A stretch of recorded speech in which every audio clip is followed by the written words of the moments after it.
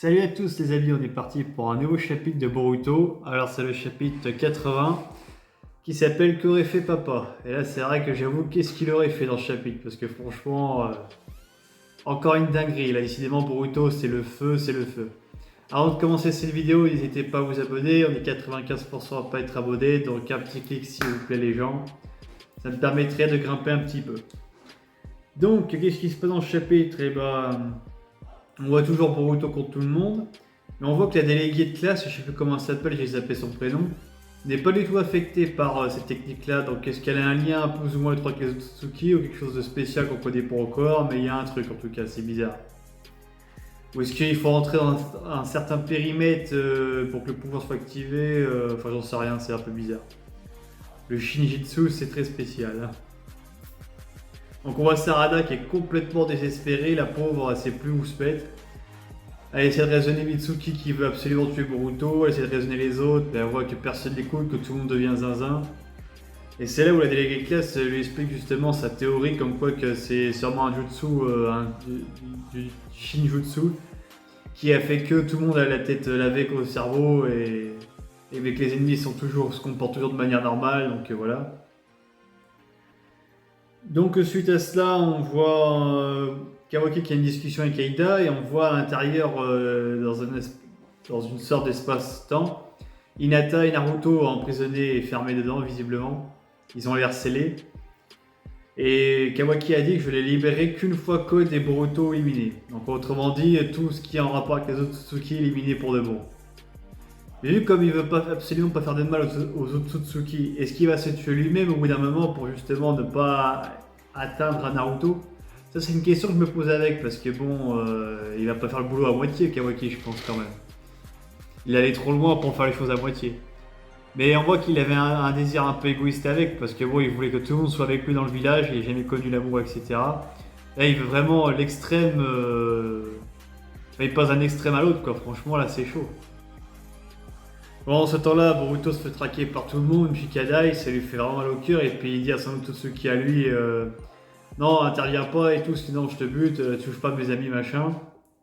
Le Totsuki n'arrête pas de le narguer un peu, mais bon, il voit que Boruto a un mental d'acier, ce qui est très surprenant pour un enfant de 12 ans d'ailleurs de suivre ça, et qui reste de marbre, enfin qui reste avec une mentalité assez forte. Pendant ce temps-là, Sakura tombe sur son père Sasuke, j'allais dire Itachi, excusez-moi. Il tombe sur son père et puis elle essaie de le raisonner par tous les moyens, mais elle voit que Sasuke n'est pas raisonnable, pas trop en tout cas.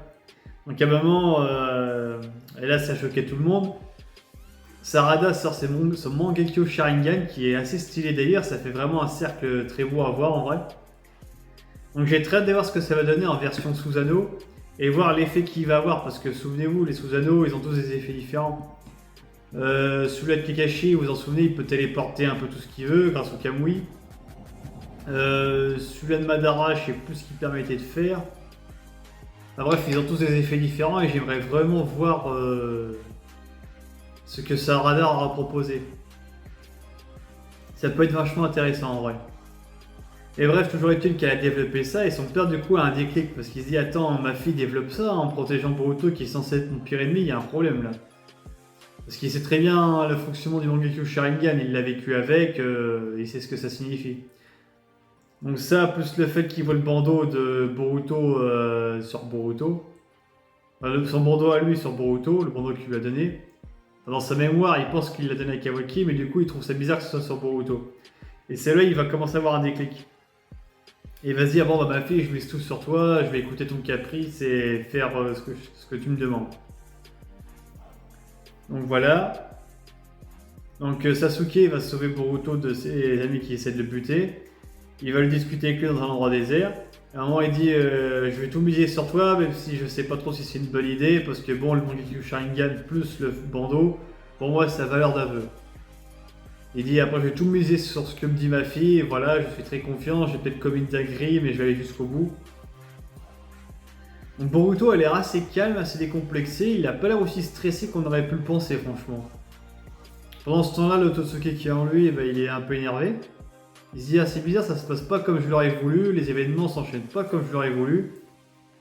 Là, c'est trop bizarre, j'ai peut-être fait une connerie, je sais pas, parce qu'il pensait vraiment que Boruto allait plonger en désespoir et que suite à cela, Ishiki allait reprendre, enfin je sais plus si ça s'appelait Ishiki, non, Momoshiki allait reprendre le contrôle sur Boruto, c'était ça son plan en fait. Pendant ce temps-là, Ida débarque et elle s'excuse auprès de Boruto, donc elle remarque en fait qu'Ida c'est pas vraiment une méchante, en tout cas pas comme les autres en mode je veux absolument te buter et peu importe ce que tu me dis, je m'en fous. Non, là, elle a vraiment des remords sincères et tout. Elle dit je suis désolé que ça en soit arrivé là. Elle dit pas de soucis, t'inquiète, c'est un combat fraternel. De toute façon, ça regarde que Kawaki et moi. Donc elle dit peux-tu transmettre le message à Sarada que je vais bien, machin, etc. Enfin voilà. Pendant ce temps-là, on voit Kawaki qui réaffirme ses projets de tuer Boruto, etc. On voit aussi Code qui réaffirme aussi son projet de tuer Boruto. Décidément, tout le monde veut la peau de Boruto. Voilà, les dés sont lancés. Et là, on s'arrête avec une magnifique page où on voit Boruto qui dit je suis Boruto Uzumaki et qui se ramène tous, il n'y a pas de souci. Même Aida est choqué de cette prestation, de cette force, de ce mental de ouf, parce qu'il a 12 ans, hein, Boruto, il a 12 ans. Il est encore plus mature que son père à l'époque, c'est un truc de fou quand même. Hein. Et puis tout ce qu'il encaisse, il pleure pas, il est dans son truc, alors qu'il a un œil arraché pourtant. Hein. Il est vraiment confiant quoi. Et ça, je trouve ça vachement intéressant. Et là, je pense qu'on va rentrer dans le fameux Boruto Shippuden là. Donc voilà, sur ce les amis, je vous dis à très bientôt pour une prochaine vidéo. Ciao!